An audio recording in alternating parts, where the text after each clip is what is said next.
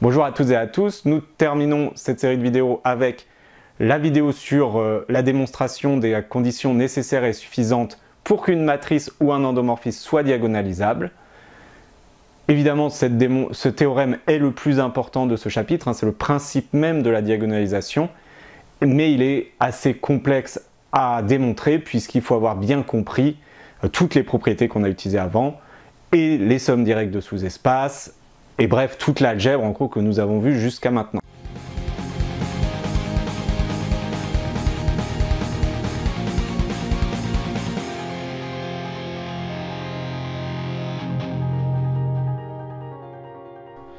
Alors ce dernier théorème est un théorème bilan sur la diagonalisation puisqu'il répertorie toutes les conditions nécessaires et suffisantes de diagonalisabilité. On va reprendre et vous verrez qu'on va beaucoup passer par des théorèmes que l'on a déjà vus dans divers chapitres, voire même celui-ci. Par exemple, le 1 est équivalent à 2. Donc f est diagonalisable si et seulement s'il existe une base de E formée de vecteurs propres de f. Ça, c'est la démonstration précédente. Donc, on va démontrer que 2 est équivalent à 3. Pour cela, soit on peut montrer l'équivalence automatiquement, soit on va montrer par double implication. La première implication, c'est que si on a une base de E formée des vecteurs propres, comme les sous-espaces propres sont en somme directe, on sait que la dimension de la somme des E lambda f pour lambda appartenant au spectre de f est égale à la dimension, à la somme des dimensions. Or, la somme des dimensions, eh bien, elle se calcule assez facile. La dimension de la somme, pardon, elle se calcule assez facilement, puisque comme il y a une base de E formée des vecteurs propres de f, on va pouvoir trouver une concaténation des bases, c'est ce qu'on avait vu avec les sommes directes. Donc là, la concaténation des bases de vecteurs propres vont pouvoir faire, donc cette dimension-là, c'est n par concaténation de la base de vecteurs propres. Donc pour chaque sous-espace propre, vous trouvez une base et vous les ajoutez les unes à la suite des autres, et cela vous donne la dimension de cette somme qui est n, et donc qui est égale à la somme des dimensions. Donc cela vient du fait que la somme soit directe. Donc la somme des dimensions des sous-espaces propres doit être égale à n, ce qui en pratique est très utile puisqu'il suffit de calculer les sous-espaces propres, de vérifier que leur somme fait bien n, et donc d'obtenir ceci. Réciproquement, donc là on va faire 3 implique 2. Réciproquement, si la somme des dimensions de E lambda f est égale à n,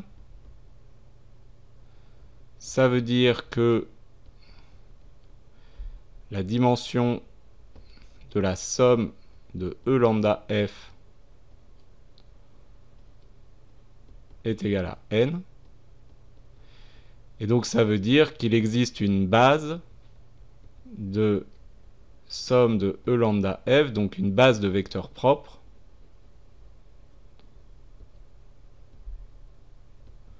de taille n. Or, si c'est une base de vecteurs de E de taille n, eh bien c'est aussi une base de E. Donc il existe une base de vecteurs propres de E. Alors j'ai mis des équivalences, ce qui est un peu dommage, parce que là on parlait d'implication. Hop, c'est corrigé. Enfin, le 3 et le 4 sont juste une autre manière de décrire les espaces. Alors, on sait déjà que la somme des E de lambda f est direct. Il faut donc démontrer que E est égal à cette somme. Or, on a... Alors là, en fait, je suis en train de démontrer juste l'implication. 3 implique 4. Donc j'ai supposé que la somme des dimensions valait n. Or, on a de manière évidente que la somme des E lambda f, c'est une somme de sous-espaces vectoriels. Donc une somme de sous-espaces vectoriels, c'est inclus dans l'espace de base. Et les deux espaces ont la même dimension, donc ils sont égaux. Donc on a bien le résultat attendu. Réciproquement, si E égale la somme directe des E lambda f, alors il va y avoir deux choses. La dimension de E est égale à la dimension de la somme. Mais comme la somme est directe, eh bien c'est la somme des dimensions. Donc ici on a E, on a n égale la somme des dimensions. Ce que l'on voulait démontrer. Voilà, finalement ici on démontre tous les éléments, que tous sont équivalents. En réalité, c'est une façon de dire la même chose de 4 manières différentes selon l'énoncé, selon la façon que vous aurez d'appréhender l'exercice. Il faudra utiliser l'une ou l'autre. La première, c'est en utilisant les bases. Donc vous avez forcément une base de vecteurs propres, c'est ce qu'on a vu dans la vidéo précédente. La deuxième, c'est en utilisant la somme des dimensions, ce qui est très utile en pratique.